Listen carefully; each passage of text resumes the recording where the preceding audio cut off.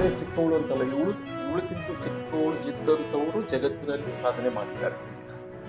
ಆದರೆ ನಮಗೆ ನಮ್ಮ ರಾಜ್ಯದೊಳಗಡೆ ಇವಳದು ಒಂದು ಇದು ಅಪ್ಪಟವಾದಂಥ ಅನಾವರಣ ಅಂತ ಇಷ್ಟಪಟ್ಟಿದ್ದೇವೆ. ಈ ರೀತಿ ಅದರೊಳಗೆ ಆಯ್ದು ತೊಗೊಂಬಂದು ನಾವು ಇಟ್ಟಿದ್ದೇವೆ.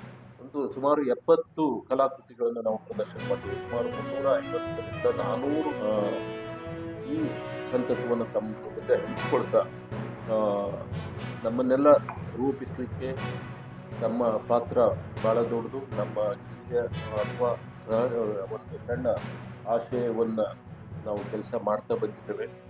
ಅದಕ್ಕೆ ಈ ಮಾತನ್ನು ಮುಗಿಸ್ತೇನೆ. ನಿಮ್ಮ ಹೆಸರು ಹೇಳಪ್ಪ?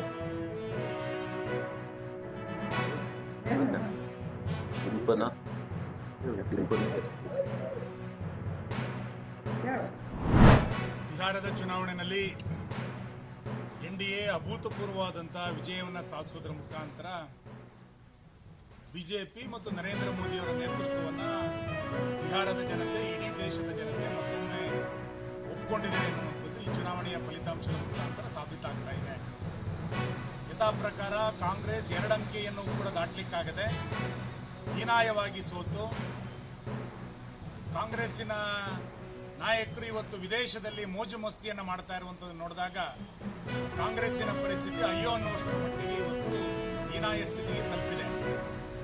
ಮಹಾಗಠಬಂಧನ್ ದೇಶದ ಒಳಿತಿಗೆ ರಚನೆ ಆದಂಥ ಘಟಬಂಧನ್ ಅಲ್ಲ, ನರೇಂದ್ರ ಮೋದಿಯವರನ್ನ ವಿರೋಧಿಸಲಿಕ್ಕೋಸ್ಕರನೇ ರಚನೆ ಆದಂಥ ಮಹಾಗಠಬಂಧನ್ ಇವತ್ತು ಕಾಂಗ್ರೆಸ್ನಿಂದ ಹೊರಗೆ ಬರಬೇಕಾದಂಥ ಒಂದು ಕಾಲಘಟ್ಟ ಇದು.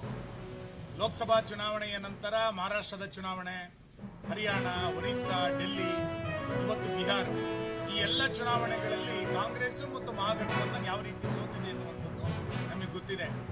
ಈ ಹಿನ್ನೆಲೆಯಲ್ಲಿ ದೇಶದಲ್ಲಿ ಒಳ್ಳೆಯ ನೇತೃತ್ವ ಬೇಕು ಅನ್ನೋದು ಬಿಜೆಪಿಯಿಂದ ಮಾತ್ರ ಸಾಧ್ಯ, ನರೇಂದ್ರ ಮೋದಿಯವರ ನೇತೃತ್ವದಲ್ಲಿ ಮಾತ್ರ ಸಾಧ್ಯ ಅನ್ನುವಂಥದ್ದು ಮತ್ತೆ ಮತ್ತೆ ಸಾಬೀತಾಗ್ತಾ ಇದೆ. ಈ ಚುನಾವಣೆಯಲ್ಲಿ ಕಾಂಗ್ರೆಸ್ನಿಂದ ಬಹಳ ದೊಡ್ಡ ಪ್ರಮಾಣದಲ್ಲಿ ಕಪ್ಪು ಹಣ ಬಿಹಾರಿಗೆ ಹೋಗಿದೆ. ತಾನು ಅಧಿಕಾರವನ್ನು ಉಳಿಸಿಕೊಳ್ಬೇಕು ಅನ್ನುವ ಕಾರಣಕ್ಕೆ ಸಿದ್ದರಾಮಯ್ಯನವರು ಪ್ರತ್ಯೇಕವಾಗಿ ಬಿಹಾರದ ಚುನಾವಣೆಗೆ ಹಣವನ್ನು ಕಳಿಸಿದ್ದು, ನಾನು ಅಧಿಕಾರಕ್ಕೆ ಬರಬೇಕು ಅನ್ನುವ ಕಾರಣಕ್ಕೆ ಡಿ.ಕೆ. ಶಿವಕುಮಾರ್ ಅವರು ಬಿಹಾರದ ಚುನಾವಣೆಗೆ ಹಣವನ್ನು ಕಳಿಸಿದ್ದು. ಇವೆಲ್ಲವೂ ಕೂಡ ಇನ್ನು ತನಿಖೆಗಳಲ್ಲಿ ಗೊತ್ತಾಗಬೇಕಾಗಿದೆ. ಒಟ್ಟಾರೆ ಕಾಂಗ್ರೆಸ್ಸಿನ ಹೈಕಮಾಂಡು ಕರ್ನಾಟಕದಲ್ಲಿ ಇನ್ನು ಕೈ ಚೆಲ್ಲಿ ಕೂತ್ಕೊಳ್ಳುತ್ತೆ. ಮಧ್ಯಂತರ ಚುನಾವಣೆಗೆ ನಾವು ಸಿದ್ಧ ಆಗಿದೆ ಎನ್ನುವಂಥದ್ದು ಬಿಜೆಪಿ ಸಿದ್ಧತೆಯನ್ನು ಆರಂಭ ಮಾಡ್ತಾ ಇದ್ದೇವೆ. ಶಿವಕುಮಾರ್ ಅವರ ಪರವಾಗಿ ಹೈಕಮಾಂಡ್ ನಿಲ್ಲುತ್ತೆ ಎನ್ನುವಂಥ ವಾತಾವರಣ ಈ ಚುನಾವಣೆಯ ನಂತರ ಕುಸಿದು ಬಿದ್ದಿದೆ. ಸಿದ್ದರಾಮಯ್ಯನವರು ಕಾಂಗ್ರೆಸ್ನಲ್ಲೇ ಉಳಿತಾರ, ಇನ್ನೊಂದು ಪಂಗಡವನ್ನು ಮಾಡಿ ಹೊರಗೆ ಹೋಗ್ತಾರ ಅನ್ನುವಂಥದ್ದು ಇನ್ನು ಕಾದು ನೋಡಬೇಕು. ಒಟ್ಟಾರೆಯ ಫಲಿತಾಂಶ ಬಿಹಾರದ ಚುನಾವಣೆಯ ಮುಖಾಂತರ ದೇಶದಲ್ಲಿ ಮತ್ತೊಮ್ಮೆ ನರೇಂದ್ರ ಮೋದಿಯವರ ನೇತೃತ್ವದಲ್ಲಿ ದೇಶದ ಜನ ಬಿಜೆಪಿಯನ್ನು ಒಪ್ಪಿಕೊಳ್ಳಿಕ್ಕೆ ಪ್ರಾರಂಭ ಮಾಡಿದ್ದಾರೆ. ಕರ್ನಾಟಕದಲ್ಲಿ ಮಧ್ಯಂತರ ಚುನಾವಣೆಗೆ ಬಿಜೆಪಿ ತನ್ನ ಸಿದ್ಧತೆಯನ್ನು ಆರಂಭ ಮಾಡಿಕೊಳ್ಳಲಿಕ್ಕೆ ಪ್ರಾರಂಭ ಮಾಡ್ತಾ ಇದೆ.